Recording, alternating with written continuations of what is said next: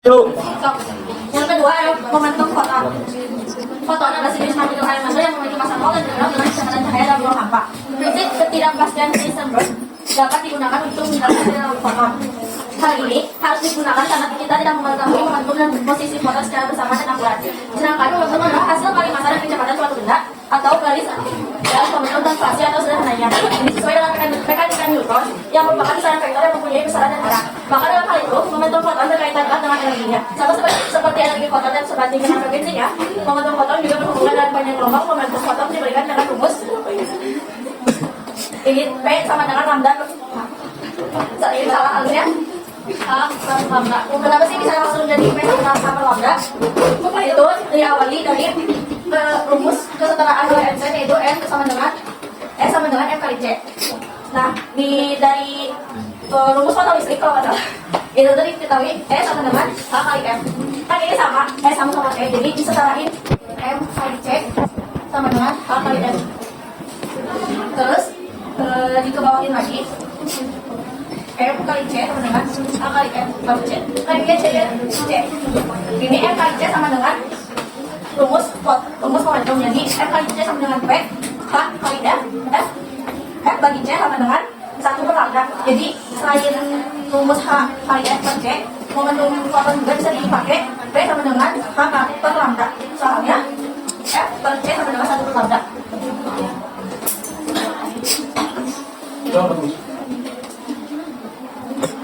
Di mana P adalah momentum foton dalam kilogram kali M per S. H konstanta Planck yang menilai 6,63 kali 10 pangkat min 34 J kali Joule kali S. Yang terakhir adalah lambda, yaitu panjang gelombang yang membawa foton dalam meter.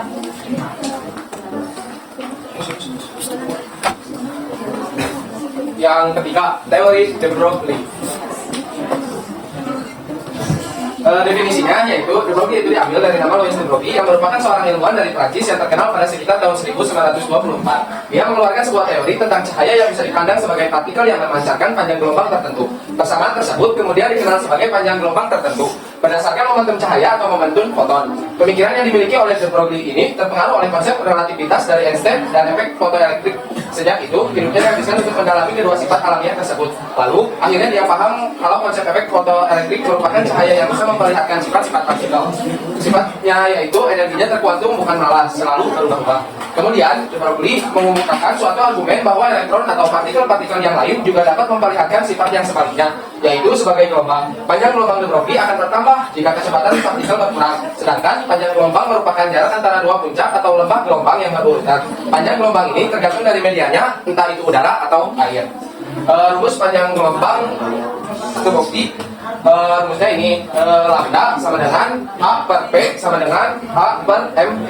Ini penjelasan rumusnya. Lambda ialah panjang gelombang Louis de Broglie partikel M. H adalah konstanta Planck 6,626000 min 10 pangkat min 34 S. M sama dengan massa partikel kilogram. V sama dengan kecepatan partikel M per S. Baik, untuk contoh soal yang pertama dari efek Compton yang pertama ya, dari yang pertama kan efek Compton ini untuk contoh soalnya. Enggak sih, beda soal. Oh, masih ini aku. Oh, ini kamera sih. Udah di mana? Itu di sini.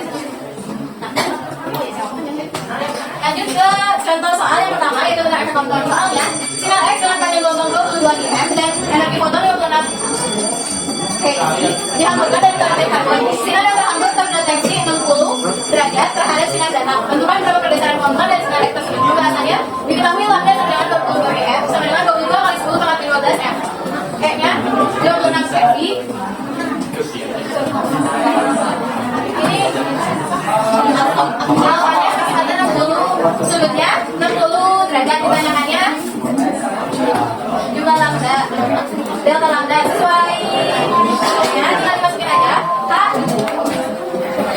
itu dari si keterangan play, yaitu 6,3 kali 10 pangkat 34 per M-nya itu 9,1 kali 10 min 31. Keterangannya ya dikali 3 kali 10 pangkat 8 kali 1 min 40.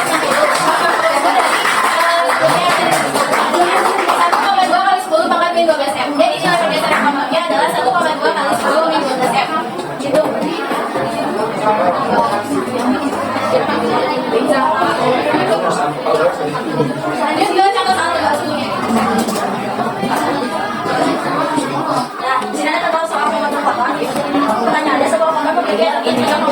di pos atau yang kita katakan sepanjang lubang kotak dan menurut kotak diketahui apa jadinya 4,9 itu kali 10 tambah 10 pada frekuensi gelombangnya itu sampai dengan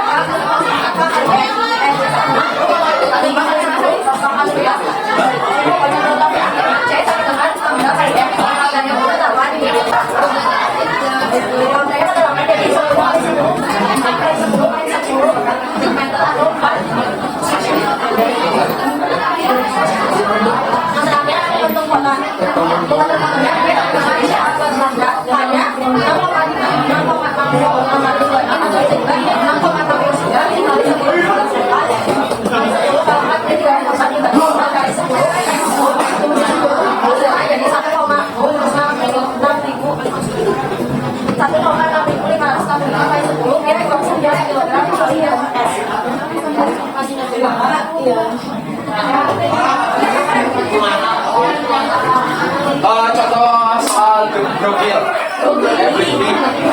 Sebuah partikel elektron bermassa 9 kali 10 min 31 min 31 kilogram bergerak dengan laju 1,5 kali 106 m per s jika konstan sampai 6,6 kali 10 min 34 joule. Panjang gelombang hidrogen elektron adalah penyelesaian soalnya kan tadi di rumus hidrogen itu rumusnya lambda sama dengan A per M kali V. Tinggal kita masukin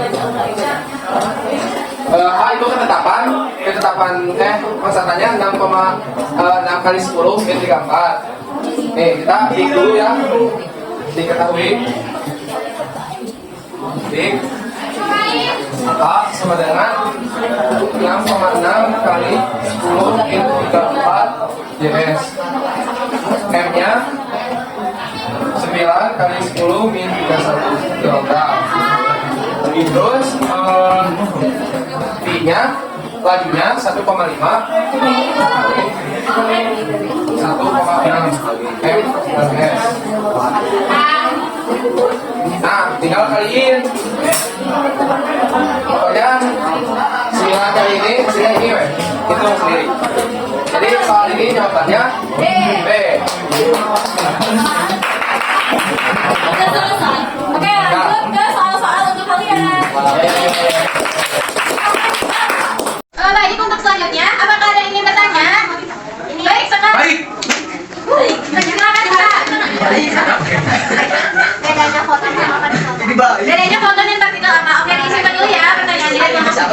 Baik, selanjutnya Ali, Pak. Contoh teori kuantum dalam kehidupan sehari-hari. Yang bisa dari kelompok 5. Siapa lagi? Yo, Ucup. Siapa satu ulang. Lisan dulu. Sok. Siapa dulu? Ya, apakah energi foton bergantung pada intensitas cahaya? Apakah energi foton bergantung dalam intensitas cahaya dari kelompok? Pertanyaan cukup 3 saja. Sekarang kita jawab. Dari pertama, pertanyaan Sekar, bedanya foton sama partikel. Foton berbeda dengan partikel elementer lain seperti elektron dan quark karena ia tidak bermassa dan dalam ruang vakum foton selalu bergerak dengan kecepatan cahaya. Bedanya foton sama Beda. ya apa? Karena partikel mah mempunyai tidak bermassa dan dalam ruang vakum foton selalu bergerak dengan cahaya. Ya berarti kalau partikel kebalikannya, kalau misalnya foton tidak bermassa berarti partikel bermassa. Terima kasih. Yo, pertanyaan kedua, apakah teori gelombang de Broglie kuantum? Teori kuantum dalam kehidupan sehari-hari. Yo. Contoh dari Yang ke satu contohnya kembangkan roti. Jadi roti itu memiliki gelombang kuantum. Ya, kenapa bisa kembangkan roti? Karena elemen panas mengandung roti bersihkan panas untuk kembangkan sebuah roti sesuai dengan roti. Contoh lain Ada ada lampu fluorescen. kenapa bisa lampu fluorescen? Dalam pencahayaan fluorescen sejumlah kecil luas. Tahu lampu fluorescen nggak? Yang lampu pas di akuarium. Ya.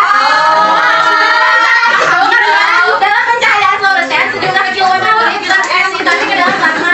Intinya itu termasuk dari kuantum. Yang ketiga, contoh terakhir. Yang ketiga, energi foton bergantung pada cahaya. komputer dan ponsel. Jadi kalian memakai komputer dan ponsel tuh sebenarnya dia ada gelombang kuantum. Ada dari fisika kuantumnya. Itu untuk anak-anak juga. Jadi kalau kalian mau ke informatika harus jago fisika.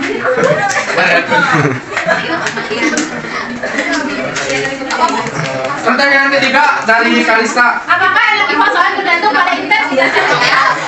Tidak. Energi foton itu tidak tergantung pada intensitas cahaya. Apakah saudara mengerti? Insya Allah. Terima kasih sekali. Sekarang udah contoh soal dari kami, udah penjelasan dari kami, udah saling tanya jawab. Sekarang waktunya kita mengundur. Sekarang Sekian dari kami. Assalamualaikum warahmatullahi wabarakatuh.